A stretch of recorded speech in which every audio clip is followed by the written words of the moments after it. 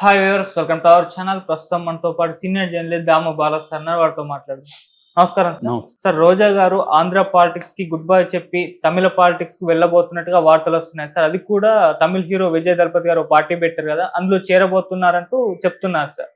అందుకే ట్వీట్లు ఇక్కడ తగ్గించేసి చెన్నైకి వెళ్ళడం ప్రారంభించారంటున్నారు. మరి ఆంధ్ర పాలిటిక్స్ వదిలేసి చెన్నై పాలిటిక్స్ వెళ్ళడానికి గల కారణం ఏంటి? మరి అక్కడ ఏ విధంగా రాణిస్తారు? మీరేం చెప్తారు సార్ దీనికి? రోజా మీద కూడా రకరకాల పుకార్లు వస్తున్నాయి. అంటే ఆమె ముందు నుంచి కూడా తమిళనాడుకి దగ్గరగా ఉంటుంది. ఆమె వాళ్ళ హస్బెండ్ తమిళతని, చెంగల్పట్టు అతంది. సో అక్కడ తమిళనాడు సినిమా ఇండస్ట్రీలో ఆయన యాక్టివ్గా ఉంటాడు. ముఖ్యంగా యూనియన్స్లో దర్శక సంఘంలో కానీ, తర్వాత అక్కడ సినిమా కార్మిక సంఘాల్లో కూడా ఆయన యాక్టివ్గా ఉంటారు. రెండోది, ఆయనకి తమిళనాడు సినిమా రంగంలో తనకు కూడా బాగా పట్టుంది, ఆర్కే సెల్వరాజ్కి. సో ఆ రకంగా ఏమి కూడా తమిళనాడు అనేది ముందు నుంచి ఉంది. సో ఆమెకైతే ఆల్టర్నేటివ్ అయితే ఉంది. అయితే ఈ మధ్య అక్కడ లోకల్గా చెప్తున్న దాని ప్రకారం రోజా ఎక్కువగా ఆలయాల చుట్టూ తిరుగుతుంది. తర్వాత ఎవ్రీ వీకెండ్ చెన్నై వెళ్తుంది. మరి భర్త కోసం వెళ్తుందా, భర్త ఏమైనా అక్కడ ఉన్నాడా, లేకపోతే పాలిటిక్స్ కోసం వెళ్తుందా? ఆల్రెడీ విజయ్కి ఆయనకి పరిచయాలు కూడా బాగానే ఉన్నాయి. సో విజయ్ ద్వారా విజయ్ పార్టీలో చేరుతుందని ఒక టాక్ కొత్తగా వచ్చింది. ఎందుకంటే విజయ్ తమిళ వెట్రి కళగం అనే ఒక పార్టీ పెట్టాడు. టీవీకే, వెట్రి అంటే విజయం, తమిళ విక్టరీ సంఘం అనమాట అది పార్టీ. సో కళగం అంటే ఫెడరేషన్ యాక్చువల్గా. సో తమిళ వెట్రి కళగం అనే ఒక పార్టీ పెట్టాడు. 2024 ఫిబ్రవరి 2న ఇది స్టార్ట్ చేశాడు. ఇప్పుడు ఆయన లాస్ట్ సినిమా చేస్తున్నాడు కెరియర్లోనే. సో ఇది అయిపోయినాక తను పాదయాత్ర ప్లాన్ చేస్తున్నాడు. ఇంకా 2 ఏళ్ళు ఉంది ఎలక్షన్కి. 2026లో తమిళనాడులో ఎలక్షన్లు. ఈ 2 ఏళ్లలో కూడా ప్రధానంగా పాదయాత్ర మీద ఫోకస్ చేస్తే ప్రజల్లో మనం ఒక జగన్ లాగా, అంతకుముందు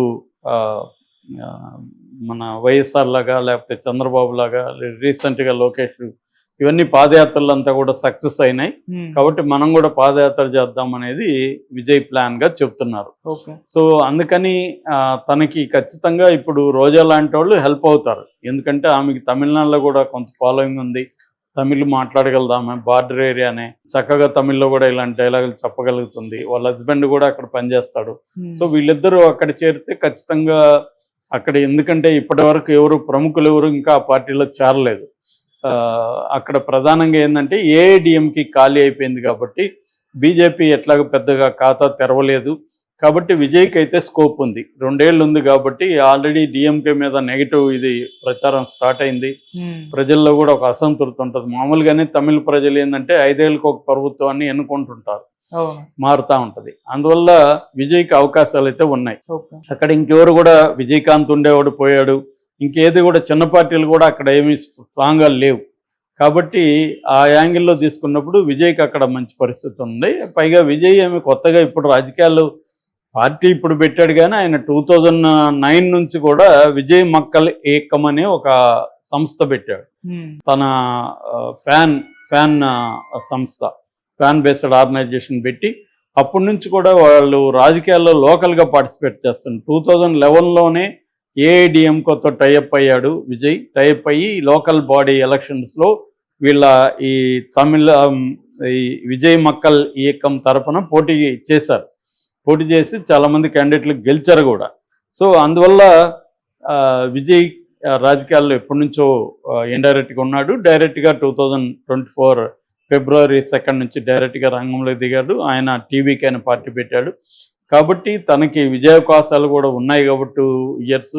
ఇప్పుడు రోజా అది ఆలోచిస్తుంది. ఇప్పుడు కానీ వెళ్తే మనకి పార్టీలో కూడా పట్టు ఉంటుంది. రేపు కొత్త వాళ్ళు అనేక మంది రేపు పొద్దున చేరినా కూడా మనం ముందుగా చేరిపోతే మనకి పట్టు ఉంటుంది.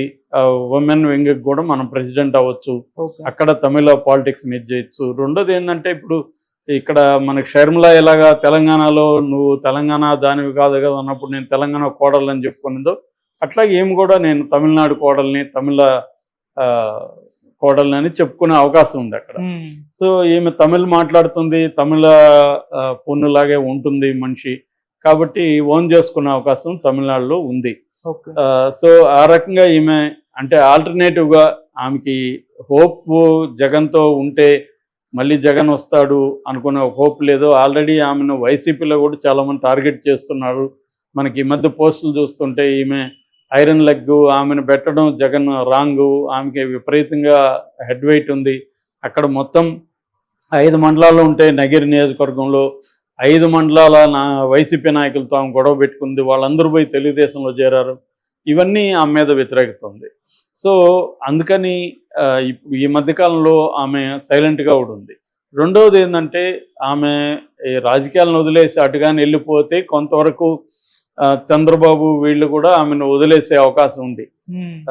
అది గ్యారంటీ చెప్పలేం, కానీ కొంతవరకు అయితే వదిలేయచ్చు. ఎందుకంటే ఆమె రాజకీయాలు ఇక్కడ మనకి కాంపిటీషన్ కాదు కదా, వదిలేద్దాం. కానీ ఆమె ఇక్కడ ఉంటే మాత్రం ఆమె మీద ఆల్రెడీ ఆడుదాం ఆంధ్ర స్కీమ్లో ఆమె కుంభకోణం, అట్లాగే తిరుమలలో దర్శనాల కుంభకోణం, ఇలాంటి కుంభకోణాలు బయటికి తీస్తున్నారు. ఆల్రెడీ పేరు కూడా పెట్టారు. ఓకే, కాబట్టి ఆమె అరెస్ట్ అయ్యే అవకాశం కూడా ఉంది. ఇప్పుడు మనం చూస్తున్నాం, కవిత అరెస్ట్ అయ్యి జైల్లో ఎన్ని ఇబ్బందులు పడుతుందో. రేపు ఈమె అరెస్ట్ అయితే ఖచ్చితంగా ఇబ్బందులే. ఎందుకంటే వాళ్ళకి వైసీపీలో మొత్తం లీగల్ వ్యవస్థ మీద తెలుగుదేశానికి ఉండే అంత పట్టు లేదు. కాబట్టి త్వరగా ఆమెను కోర్టుల ద్వారా విడిపించుకొని రావడం అనేది అంత ఈజీ కాదు. వీళ్ళు ఏం చేస్తారు, తెలుగుదేశం వాళ్ళు, వీళ్ళకి లీగల్ నెట్వర్క్ చాలా స్ట్రాంగ్గా ఉంటుంది. అందువల్ల పెట్టిన ఒక కేసు పెడితే ఆ జైల్లో ఉంటే మళ్ళీ ఏం చేస్తారు, ఇంకొక కేసులో పీటీ వారెంట్ ఇష్యూ చేసి మళ్ళీ అరెస్ట్ చేసేస్తారు. అలాగా వరుసగా ఒక కేసులో బెయిల్ తెచ్చుకుంటే ఇంకొక కేసులో మళ్ళీ బెయిల్ తెచ్చుకోవడానికి వీళ్ళు ట్రై చేస్తున్నారు. ఇలాగ ఆమె నెలల తరబడి జైల్లో పెట్టేసే అవకాశం ఉంది. ఈ ఏజ్లో ఆమె వెళ్ళి జైల్లో బాధలు పడడం కష్టమే. సో అందుకని పొలిటికల్గా ఆమె పెద్ద యాక్టివ్గా లేదు. ఎప్పుడో వారంలో ఒక రోజు అరరోజు కేడర్తో మాట్లాడడం, కేడర్ కూడా ఆమెను పట్టించుకోవడం మానేశారని చెప్తున్నారు. సో అందువల్ల ఆమె తమిళ్ పాలిటిక్స్లోకి వెళ్ళే అవకాశం ఉంది. విజయ్తో వెళ్తే ఇప్పుడే కానీ చేరితే ఆమెకి ఆ పార్టీలో పట్టు దొరికే అవకాశం ఉంది. ఎందుకంటే ఈమె చాలా స్ట్రాంగ్గా మాట్లాడగలుగుతుంది. అక్కడ కూడా విమర్శలు చేస్తుంది. ఆల్రెడీ రజనీకాంత్ మీద గతంలో విమర్శలు చేసింది. సో ఈ రకంగా ఇప్పుడు ఆమె రేపొద్దున స్టాలిన్ క్యాంటీగా క్యాంపెయిన్లో ఆమె కూడా పార్టిసిపేట్ చేసే అవకాశం ఉంది. సో అందుకని ఇప్పుడే చేరిపోతే బెటరు. విజయ్ ఇప్పుడే స్టార్ట్ చేస్తున్నాడు కాబట్టి ఇప్పటి నుంచి ఉంటే బెటరు అనేది ఆమె అంచనా వేస్తున్నట్టుగా చెప్తున్నారు. ఎందుకంటే విజయ్కి నెక్స్ట్ ఎలక్షన్లో గెలిచే అవకాశాలు అయితే ఉన్నాయి, లేకపోలేదు. ఒకవేళ గెలవకపోయినా ప్రధాన ప్రతిపక్షంగా మాత్రం ఖచ్చితంగా అక్కడ విజయ్ ఉంటాడు. సో ఆ రకంగా తమిళనాడు పాలిటిక్స్లోకి వెళ్తే బెటరు.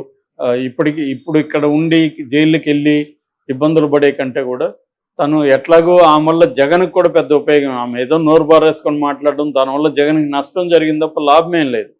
ఎందుకంటే రోజా, నాని, కొడాలి నాని ఇలాంటి వల్ల జగన్కి నష్టమే జరిగింది. ప్రజల్లో బ్యాడ్ డే ఇదయింది ఆ మాట్లాడే తీరు అవన్నీ. సో అందుకని ఆమెను జగన్ కూడా పెద్ద ఎంటర్టైన్ చేసే అవకాశం లేదు. ఎందుకంటే ఆమె నియోజకవర్గంలోనే 5 మండలాల నాయకుల్ని దూరం చేసుకున్న ఆమె ఇంకేం పనికి వస్తుంది జగన్కి. మేజర్గా ఆమె దూకుడుగా ప్రతిపక్షాల మీద విరుచుకుపడుతుంది అనే ఒక యాంగిల్లోనే జగన్ ఆమెను సపోర్ట్ చేస్తూ వచ్చాడు. ఇప్పుడు అది కూడా నెగిటివ్ అయింది కాబట్టి జగన్ ఇలాంటి వాళ్ళని సపోర్ట్ చేయడు ఖచ్చితంగా. రెండోది ఆమెను చూస్తే గత కొంతకాలంగా సైలెంట్గానే ఉంది.